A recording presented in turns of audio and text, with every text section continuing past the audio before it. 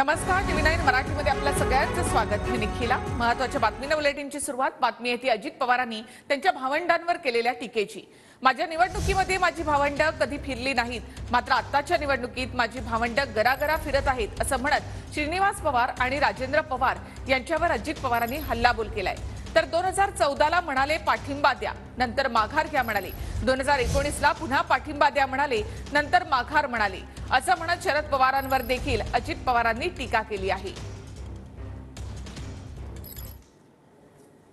कधी माझ्या निवडणुकीत कधी माझी भावंड फिरली नाही राव. आता गर्रा गर्रा गर्रा फिरायला लागली, पायाला बिंगरी बांधल्यासारखं. अरे तुमचा भाऊ होता तेव्हा तुम्हाला फिरावंसं नाही रे वाटलं? हे नुसतं आऊट घटकेच आहे.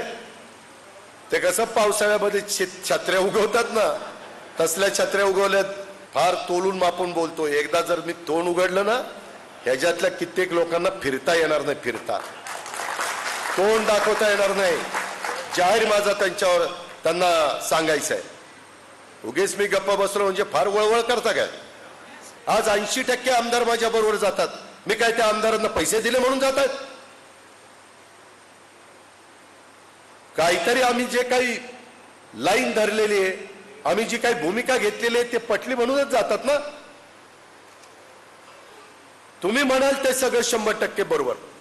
तुम्ही म्हणायचं 2014ला भाजपला पाठिंबा, भाजपला पाठिंबा म्हणायचं, आता माघार माघार, आता 19ला पाठिंबा पाठिंबा, पुन्हा माघार माघार. असं कसं चालेल?